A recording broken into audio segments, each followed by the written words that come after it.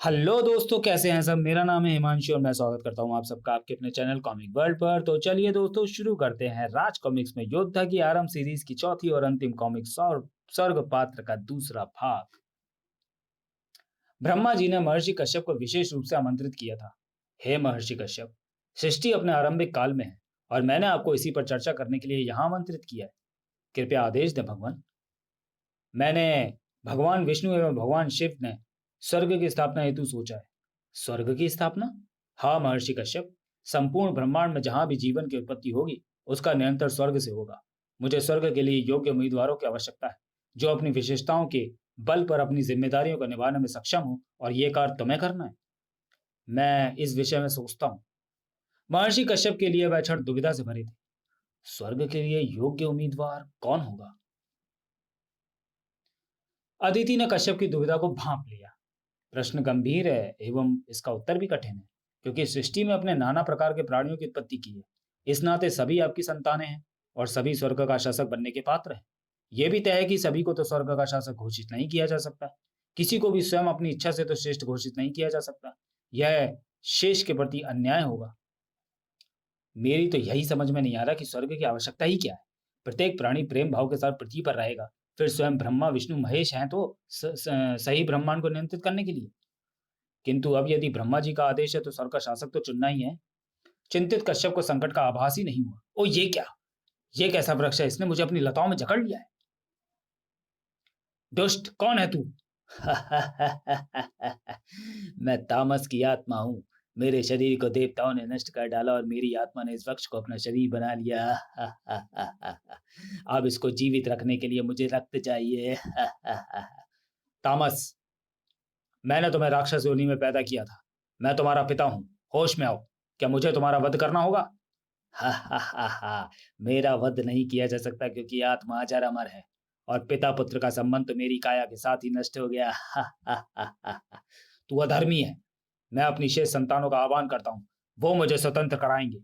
सर्वप्रथम क्रोधावशा का पुत्र सर्प आया। पुत्र सर्प, शीघ्र मेरी मदद को आओ। ओह, हम अपनी विष फुंकारों से इसे तबाह कर डालते हैं। उफ, तुम्हारे विष में तो भीषण भयंकर तबाही है। दम घुट रहा है।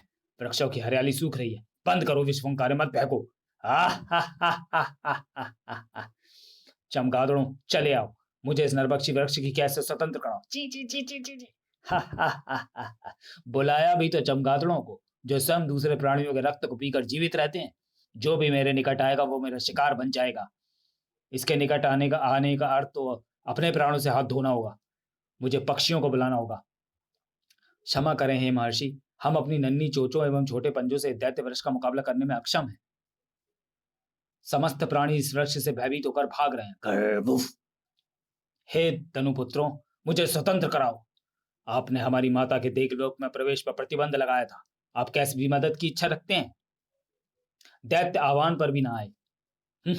आरंभ से ही पक्षपात पूर्ण रहा है पिताश्री कश्यप का रवैया। अब संकट काल में मदद के लिए हमें क्यों पुकारते हैं? और वैसे भी भोजन का समय है, भोजन छोड़कर नहीं जाते। राक्षस आए। तामस तो स्वयं हमारा ही भाई है, उसे देवताओं ने मार डाला। अब देवताओं को ही क्यों नहीं बुलाते मदद के लिए? देवता तुरंत आए। पिताश्री, मैं अभी आपको इस दुष्ट वृक्ष की कैद से स्वतंत्र कराता हूँ। पुत्र इंद्र, सावधान पुत्र, इसकी शाखाएं तुम्हारा भी अहित कर सकती है। आप चिंतित ना हो पिताश्री, इसकी शाखाएं तो रक्त पीती हैं और मेरी भुजाओं में माताश्री के दुग्ध की शक्ति है। तामस दूसरे वृक्ष में समा गया। तुमने वृक्ष को उखाड़कर मुझे केवल मेरी काया बदलने पर विवश किया है, क्योंकि अब मैं इस दूसरे जीवित वृक्ष को अपना शरीर बना लूंगा। पिताश्री, आप ठीक तो है ना? हाँ पुत्र, ब्रह्मा जी द्वारा स्वर्ग की स्थापना की आवश्यकता पूर्ण रूप से मेरी समझ में आ गई है। स्वर्ग की स्थापना? हाँ पुत्रो, वास्तव में कुछ देर पूर्व ब्रह्मा जी ने स्वर्ग की स्थापना की चर्चा हेतु मुझे बुलाया था। तब मैं स्वर्ग की स्थापना का प्रायोजन नहीं समझ पाया था, क्योंकि मृत्यु से अनजान था। किंतु अब समझ गया हूँ। वास्तव में जीवन की उत्पत्ति के साथ मृत्यु भी है, किंतु मृत्यु के पश्चात जीव को जीवित रखने वाली ऊर्जा, जिसे आत्मा कहा गया है, उसका स्थान पृथ्वी पर कहाँ होगा, इस पर मैंने भी ध्यान नहीं दिया। यदि वह अनियंत्रित रहेगी तो तामस के समान अत्यंत शक्तिशाली होकर उद्दंडता करेगी। तामस की आत्मा ने मेरा मार्गदर्शन किया है। स्वर्ग में सभी जीवों की आत्मा पर भी ईश्वर का नियंत्रण होगा और तामस जैसी आत्माएं मनमानी नहीं कर पाएंगी। फिलहाल इस वृक्ष के चहुं ओर मैं कटीली झाड़ियों को ढेर रख देता हूँ, ताकि कोई इस शैतान की हद में ना आने पाए। संभल कर पुत्र, तुम्हारे हाथ लहूलुहान हो रहे हैं। तब कश्यप जी से परामर्श के उपरांत ब्रह्मा जी ने देवताओं को आमंत्रित किया। हे देवतागण, आप श्रेष्ठ हो। मैं आप देवताओं को स्वर्ग की स्थापना एवं शासन के लिए आमंत्रित करता हूँ। यदि आप हमें इसके योग्य पाते हैं तो हम स्वर्ग की स्थापना हेतु तैयार हैं। कुछ ही समय में स्वर्ग की स्थापना यहाँ होगी, अर्थात अंतरिक्ष के ठीक ऊपर स्वर्ग लोग स्थापित होगा। स्वर्ग के शासकों को छोड़कर अन्य कोई भी स्वर्ग में निवास नहीं पा सकेगा। गुरु शुक्राचार्य स्वर्ग की स्थापना की सूचना पर तिलमिला उठे। मेरे शिष्यों को किस आधार पर अयोग्य मान लिया गया, जो केवल देवताओं को ही स्वर्ग के शासन के लिए आमंत्रित किया गया? दैत्य देवताओं से श्रेष्ठ है। दैत्यों में शासक बनने के सभी योग्य गुण विद्वान हैं। ऐसा निर्णय न केवल दैत्यों के साथ पक्षपातपूर्ण सिद्ध होगा, अपितु इसमें मेरा एवं मेरी शिक्षाओं का अपमान भी है। आपको अपने इस निर्णय पर पुनः विचार की आवश्यकता है, अन्यथा संपूर्ण सृष्टि मेरे ब्रह्म त्रिशूल से टुकड़े टुकड़े हुई समझो। उफ, कैसे कहूं ब्रह्मा जी से कि दैत्य भी स्वर्ग के शासन के लिए योग्य उम्मीदवार है। आखिर कहाँ चूक हो गई? देवताओं की तरह ही मेरी सारी प्रजा कोमल हृदय, सहिष्णु एवं परोपकारी क्यों ना बन पाई? सर्पों में इतना विष कहाँ से उत्पन्न हुआ? चमगादड़ रक्त पिपासु कैसे हो गए? राक्षस इतने कठोर एवं निर्दयी किस प्रकार से हो गए? दैत्य इतने क्रूर एवं निष्ठुर किस प्रकार हो गए? स्वयं को दोष मत दीजिए महर्षि। प्राणियों के व्यवहार एवं उनकी प्रवृत्ति में यह अंतर दिन रात के पैरों के कारण आया है। निशा के प्रारंभ में जन्म लेने वाले प्राणियों में आसुरी शक्तियां विद्यमान हो गई। देवताओं ने शुभ फल देने वाले ब्रह्म मुहूर्त में जन्म लिया है। देवताओं के पश्चात केवल मानवों ने भोर अर्थात दिन के प्रथम पहर में अपने नेत्र खोले। अतः देवताओं के पश्चात केवल मानव ही सहृदय एवं परोपकारी सिद्ध होंगे। जन्म के समय ब्रह्मांड में उपस्थित अन्य ग्रहों एवं नक्षत्रों का भी प्रभाव पड़ा है, जिसके कारण कुछ मानवों पर भी पाप प्रवृत्तियां हावी रहेंगी। हे ईश्वर, मैं चाहता हूं कि इस सारी स्थिति को देखते हुए स्वर्ग की शीघ्र स्थापना होनी चाहिए, किंतु गुरु शुक्राचार्य को आश्वस्त करना भी आवश्यक है। तो फिर ठीक है, दैत्यों की योग्यताओं को परखने के लिए देवताओं और दैत्यों के बीच प्रतियोगिताओं को आयोजन करवाएं। सभा स्थल पर स्वयं ब्रह्मा, विष्णु एवं महेश उपस्थित थे। संपूर्ण ब्रह्मांड की देखरेख के लिए स्वर्ग की स्थापना का विचार किया गया है।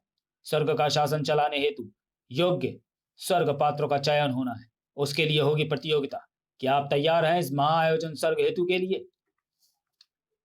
अवश्य प्रभु, हमारा जन्म ही शासन करने के लिए हुआ है। कृपया शीघ्र ही हमें उस प्रतियोगिता के विषय में बताएं, ताकि हम शीघ्र अतिशीघ्र विजय प्राप्त कर स्वर्ग का शासन संभाल सकें। प्रतियोगिता के प्रथम चरण के अंतर्गत तुम्हें अग्नि भक्ष को काबू में करना है। ब्रह्मांड की उत्पत्ति के समय ब्रह्मांड में सूर्यों की संख्या बढ़ गई थी। सूर्यों के प्रचंड ताप से ग्रहों एवं उपग्रहों के नष्ट होने का संकट खड़ा हो रहा था। स्वयं पृथ्वी पर भी यह संकट मंडरा रहा था, क्योंकि भीषण ताप के कारण जीवों की उत्पत्ति ही संभव न थी। इस संकट से निपटने के लिए अग्निभक्ष नामक जीव की उत्पत्ति की गई। ब्रह्मांड में बढ़ते सूर्यों की संख्या को नियंत्रित करना था। यह जीव सूर्यों में प्रवेश कर उनके केंद्र तक पहुंच जाता था और उनकी संपूर्ण अग्नि का भक्षण कर जाता था, जिसके कारण सूर्य अपना तेज खोकर अंत में ठंडे पड़ जाते थे। अग्निभक्षक सूर्य के तेज का भक्षण करने के पश्चात स्वयं ही दूसरे सूर्य की ओर आकर्षित होकर उसे भी अपना शिकार बना लेता था। इस जीव में अपनी सोचने समझने की कोई शक्ति नहीं थी। यह केवल अपना कार्य करना जानता था। तो फिर अग्निभक्ष अनियंत्रित कैसे हो गया? वास्तव में ब्रह्मांड में उसका कार्य समाप्त हो गया है। अब वो उन सूर्यों को भी अपना शिकार बना रहा है जिनके बिना किसी ग्रह पर जीवन की उत्पत्ति ही संभव नहीं। और इस बार अग्निभक्ष का शिकार है पृथ्वी का सूर्य। क्या? मेरा पुत्र सूर्य? नहीं नहीं, तुम्हारी प्रथम परीक्षा सूर्य के केंद्र में प्रवेश कर अग्निभक्ष को वहां से खदेड़ने की है, जिससे कि वो पुनः सूर्य में प्रवेश न कर पाए। तुम संयुक्त रूप से यह कार्य कर सकते हो। दैत्य या देवताओं में से जिसके भी हाथों यह कार्य संपन्न होगा, उस पूरे दल को प्रथम प्रतियोगिता में विजयी माना जाएगा। तो आपका समय कल प्रातः भोर का प्रथम पहर आरंभ होते ही आरंभ हो जाएगा। ये देवताओं की चाल है गुरुश्रेष्ठ। प्रतियोगिता की आड़ में किसी छल की गंध आ रही है। कैसा छल भ्राता ब्रह्म मुष्टि? छल तो स्पष्ट है। तुमने सुना नहीं? अग्निभक्ष को काबू में करना है। और अग्निभक्ष कहाँ है? सूर्य के केंद्र में। जरा आप सभी अपनी हालत देखिए। कुछ देर में ही सूर्य की तीव्र ऊष्मा ने हम सभी को पसीने पसीने कर दिया। अब जरा कुछ क्षण सूर्य की ओर देखो तो हमारी हालत को भला क्या हुआ। देखने का तात्पर्य अपने नेत्र खुले रखने से भी है दैत्यचर। उफ, तीव्र प्रकाश के कारण नेत्र खुल नहीं पा रहे। जरा सोचिए, जब सूर्य से कई लाख योजन दूर